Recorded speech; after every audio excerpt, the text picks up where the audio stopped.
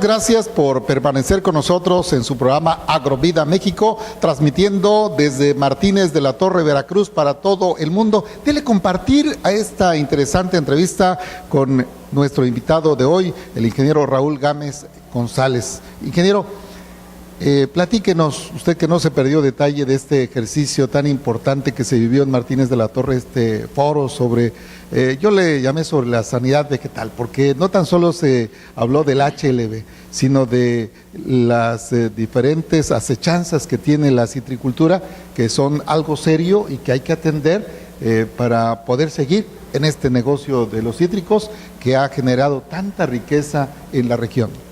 Pues mira, don Laciano, en realidad fue un evento, desde cualquier punto de vista que lo quieras tomar, un evento exitoso. ¿Por qué? Porque se le dio voz a diferentes actores, es decir, iniciamos con el maestro Ulises Díaz del INIFAP, que nos pudo mostrar desde el punto de vista de la investigación, y vamos a decirlo así, de la ciencia, lo que ocurre en los temas de los problemas que tenemos en virus, ¿no? Evidentemente, como yo te lo mencioné hace un momento, el problema de la citricultura no es una sola enfermedad, sino son muchas cosas que se tienen que atender. Por ejemplo, tenemos más muertes ahora por otro tipo de virus, ¿no? Exocortis, giloporosis, que también lo mencionó el maestro Ulises. De tal manera que el problema es que la potencialidad del daño que puede ocasionar el HLB en nuestro país, en nuestros cultivos, es mucho más devastadora que lo que se presumía en el BTC, y como lo mencionó un ponente español de un laboratorio, que nos hemos cansado de decir ahí viene el lobo y ahí viene el lobo, y de repente no le creemos porque no pasa nada. Mira, yo estoy convencido como técnico que vivimos en una tierra, pues además por mi fe, bendecida por Dios, porque es un ecosistema único. Tenemos específicas horas luz, temperatura, humedad relativa, etcétera, que son factores que influyen en el desarrollo del cultivo. Eso nos hace pues tener los limones de mejor calidad en el mundo, que tienen una vida de anaquel, que tienen un color atractivo, verde como ningún otro, etcétera. Entonces aquí se demostró que a través de los estudios que las bajas temperaturas tienen que ver con el desarrollo de las enfermedades, y cuando hay altas temperaturas pues no hay el mismo desarrollo. La mayoría de los días del año en nosotros, en Veracruz, en Martínez de la Torre y en la zona, pues tenemos temperaturas altas, aunque sea invierno, ¿no? Claro, ahora por el cambio climático, que es un tema que también es real y que tenemos que atender, pues tenemos cada vez más frecuencia de horas frío, a temperaturas más bajas, ¿no? Antes teníamos frío un día y al otro día llovía y ya teníamos el calor, ¿verdad? Y ahora no, ya nos dura 3, 4 días, hasta una semana, etcétera. Entonces todo eso influye en los temas de la fitosanidad. Y creo que fueron expuestos la Junta Local de Sanidad Vegetal con el ingeniero Agustín Rivas, pues dio una exposición de lo que se ha hecho. Hay una inconformidad de parte de muchos productores por algunas acciones que pues el ingeniero Rivas atendió de manera correcta, en el sentido de que pues por razones presupuestales pues no han podido terminar de ejercer los recursos del cambio producto, de gobierno, ¿no? Y finalmente ese tipo de cosas que se dan, ¿no? Y efectivamente el cambio de gobierno que está analizando de alguna manera si un programa es correcto, cómo entrarle, ¿verdad? Cómo resolverlo, lo que también planteamos, ¿no? Que la sociedad pues está tratando de comparar con lo que normalmente ocurría antes, ahora es totalmente diferente, ¿no? Entonces tenemos que entender que hay una nueva estructura, una manera de pensar, una manera de relacionarse con la sociedad, y mira, cuando yo tuve la oportunidad de estudiar administración pública, yo tenía un maestro que decía que en la clase de planeación estratégica que el propósito de todo gobierno era generar un ambiente de gobernabilidad en su periodo de gobierno. ¿Qué significa esto? Una relación correcta entre el gobierno y la sociedad. Pero eso se puede lograr si dos elementos se cumplen. El primero es la legalidad, es decir, el gobierno no puede hacer nada que no esté legalmente sustentado. Tiene que haber una ley, una norma que le autorice a hacer tal cosa. Entonces, en ese proceso, pues el Congreso tiene mucha influencia, por eso ahora el Congreso pues sale con mayor relevancia en las noticias, ¿no? Se ven los debates que se dan. ¿Por qué? Porque hay una intención de este gobierno de cambiar las leyes para precisamente implementar su manera de hacer gobierno. Entonces hay gente que se molesta porque el tema de la Guardia Nacional, hay gente que se molesta por otras cosas, ¿no? Por poner un ejemplo. Lo mismo pasa en todos lados. Entonces tenemos que tener los elementos jurídicos y ahí es donde el diputado pues, está preocupado por precisamente tenerlos, que las reglas de operación de los programas que se van a implementar pues sean correctas, que sean fáciles para que el productor tenga sus beneficios. Y el otro elemento que se tiene que compaginar es la legitimidad, es decir, que el gobierno le pregunta a la sociedad qué hacer en sus actos de gobierno. Y la gente se molesta, ¿no? Porque el presidente pregunta, ¿qué hacemos con esto? ¿Y qué hace lo que el pueblo decida, ¿no? El mismo gobernador lo ha hecho 2 o 3 veces y hay una parte de la sociedad que se resiste a querer ser consultada. Entonces aquí tenemos un reto como sociedad porque hay que participar para la toma de decisiones, ahora se toma en cuenta. Y entonces el diputado Calderón ha entendido esta nueva forma y dice, bueno, pues si vamos a atender los temas de citricultura, pues hay que preguntarle a los que saben, a los actores, a los productores, y que todos participemos y que vemos qué hacemos y qué no hacemos. Entonces el productor tiene mucho que ver, ¿no? Pero el productor también tiene mucha responsabilidad, el gobierno no le puede resolver todo, pero sí puede, en sus recursos que tenga disponibles, pues direccionarlos de la manera que el productor en verdad lo pueda utilizar de la mejor manera posible. Entonces yo creo que este es el escenario que tenemos y esta es la nueva forma de gobernar y hay que acostumbrarnos, ¿no? Sí, ¿alguna ponencia, ingeniero, que le haya llamado la atención de las que se dieron en este ejercicio? Muy interesante, hubo ponentes internacionales y a pesar de ser un foro que pues no tuvo mucho tiempo de organización, a mí me consta que hace algunos días se tuvo la idea y aún así la respuesta fue excelente. Efectivamente, tienes toda la razón. No es que se haya hecho a las carreras y a las prisas, porque el resultado está a la vista, pero sí fue una idea que se había venido trabajando, pero que finalmente se cristalizó. Y contestando específicamente tu pregunta, yo creo que todos los ponentes expusieron de manera correcta, pero me parece que una de las cosas más rescatables es que siempre estábamos viendo el atacar los problemas de sanidad a través del control de la plaga en sí, es decir, vamos en este caso a controlar la Diaforina citri con el uso de insecticidas orgánicos o no orgánicos, o como se mencionó, bioreguladores y demás. Ahora se le dio un enfoque, en la mayoría de los casos todos terminaron hablando de la importancia de la nutrición de la planta. Y yo creo que ese es el elemento en donde tenemos que romper este paradigma como productor, porque el productor está acostumbrado a fertilizar de manera tradicional con fertilizantes químicos, con sólidos, y ahora necesitamos incorporarnos en otros elementos que son innovadores, ¿no? En donde tendremos que usar disoluciones, mezclar químicos con orgánicos y aplicarlos a la raíz para que la raíz pueda ser sanada y crear sus propias autodefensas, ¿no? Entonces yo creo que ese mensaje que lo dijo la empresa, un español de biotecnología y otro mexicano de otro laboratorio, no recuerdo específicamente, también hablaron de esto, ¿no? La empresa Compo también fue muy técnico el expositor, pero de alguna manera nos hace ver que necesitamos ser innovadores en la nutrición, porque las plantas son seres vivos y es como nosotros, si nos alimentamos bien, pues creamos nuestras propias autodefensas. Y creo que esa parte es la que me parece que es el sendero donde tenemos que transitar para apoyar mejor al productor. Sí, como decía Hipócrates, ¿verdad? Que tu alimento sea tu medicamento. Y ayer, precisamente hablando de redes sociales, me enviaron una reflexión ahí que dice que come de manera sana, que aunque no te guste el alimento que estás consumiendo, pero que sea alimento sano, porque en la medida que te alimentes sanamente, evitarás consumir mucho medicamento. Efectivamente.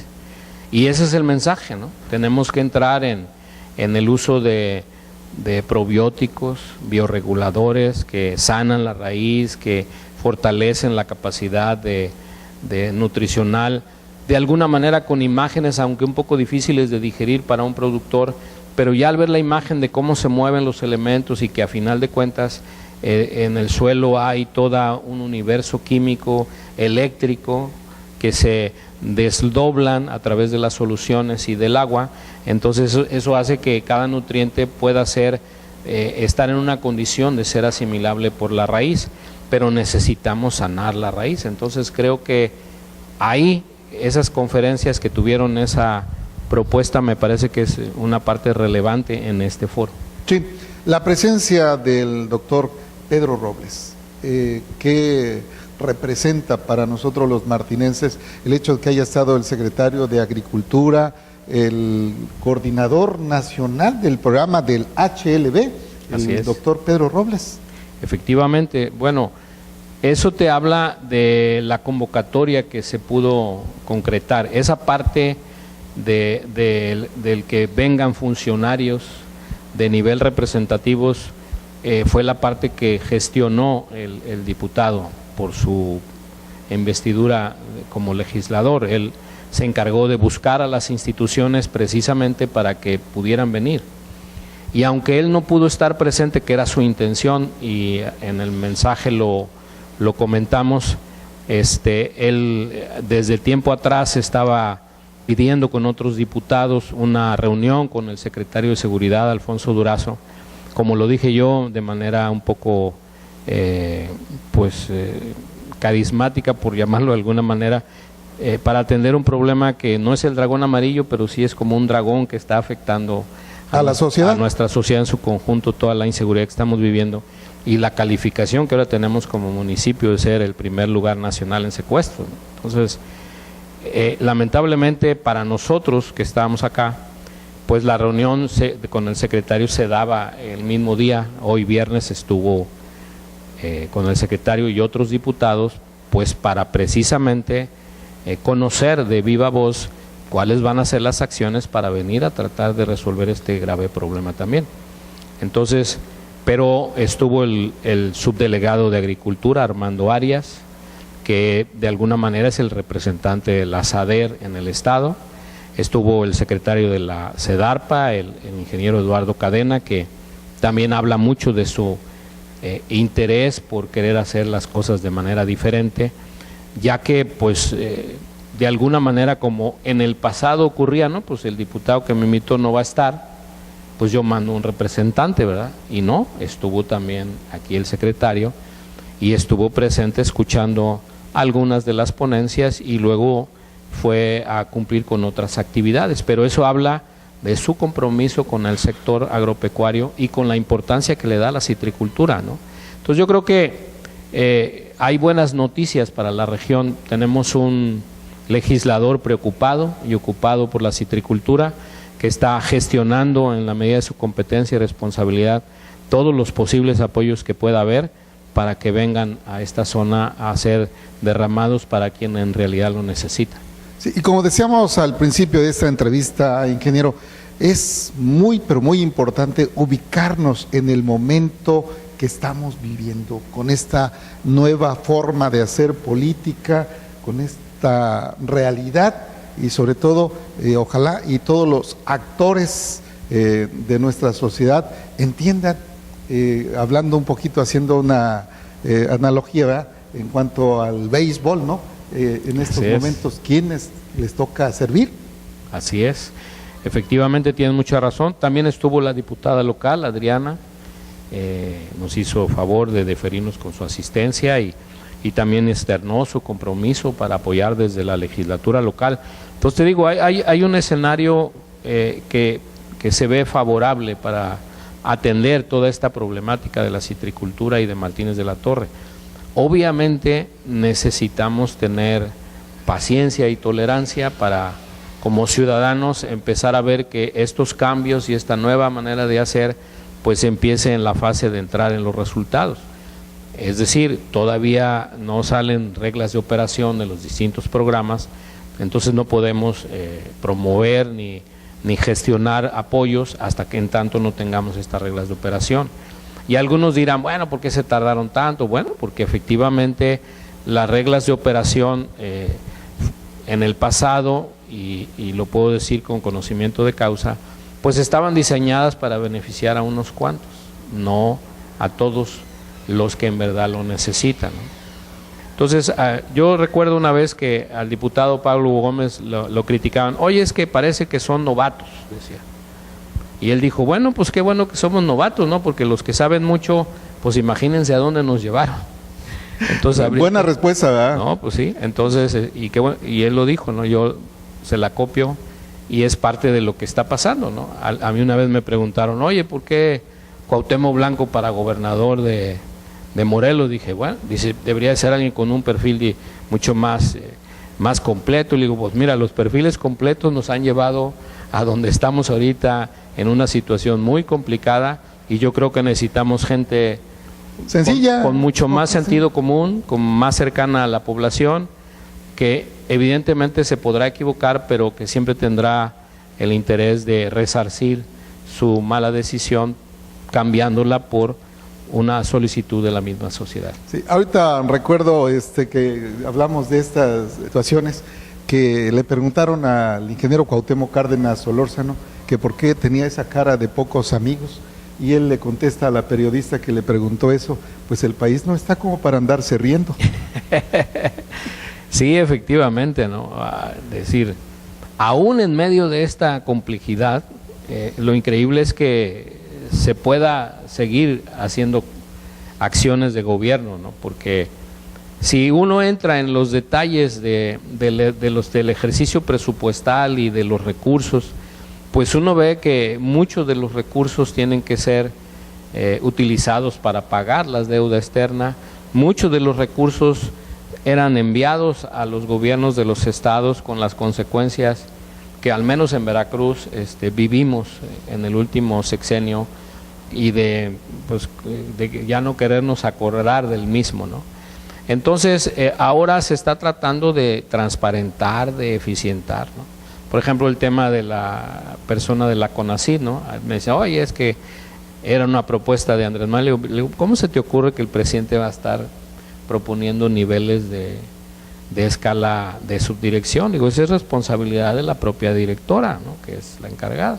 Y expuso la razón, dijo, no, pues la invitamos por su experiencia, dio una justificación, pero Andrés Manuel dijo, no, si eso es así, ya no más, y renunció, ¿no? O sea, a final de cuentas, hay un problema, hay una dificultad, bueno, se intenta resolver, y yo creo que en el tema del campo, nosotros tenemos que estar muy optimistas, porque lo comentábamos con el diputado. Desde la época de Miguel de la Madrid no teníamos un secretario con un perfil como el que tenemos ahora. Todos los secretarios de Agricultura, con reconocimientos internacionales. Efectivamente, él es un ingeniero agrónomo egresado de Chapingo, tiene doctorado en genética y ha trabajado en la red de investigación, el Revirac, es un apasionado de los cítricos.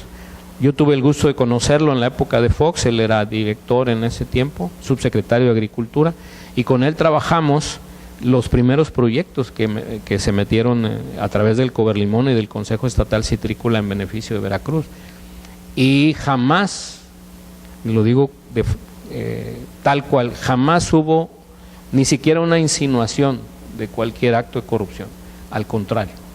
Entonces creo que estamos en buenas manos. Yo le decía, lástima que lamentablemente por diversas razones, no quiero decir, ya es historia pasada, pero que no tenga el presupuesto suficiente para transformar el campo mexicano. Sin embargo, creo que con lo que está, el compromiso que el doctor Villalobos hizo es muy puntual. Él dijo, con el presupuesto que me den, el compromiso es que va a ser correctamente invertido para generar el desarrollo que se busca. Entonces yo creo que debemos estar optimistas en ese aspecto. Perfecto, muchas gracias, ingeniero, muy amable. ¿Algo más que quiera comentar para nuestros televidentes y radioescuchas de Agrovida México?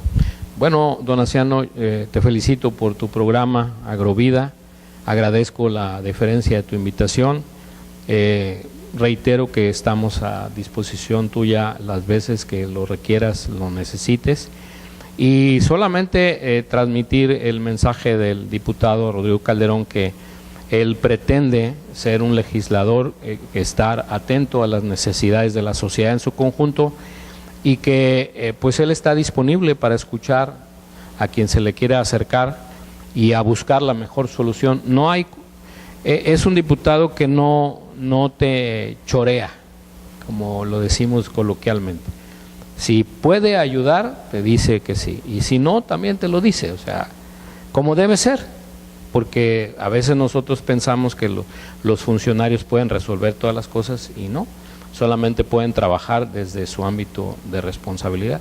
Lo que sí tenemos que tener todos perfectamente claros es que él es nuestro representante ante las entidades de la federación y él puede trabajar mucho en eso, y está con el interés de hacerlo y está abriendo puertas con las diferentes secretarías para que en la medida de lo posible se puedan traer beneficios de desarrollo para los municipios que él representa en el 7º distrito. Entonces estamos a sus órdenes.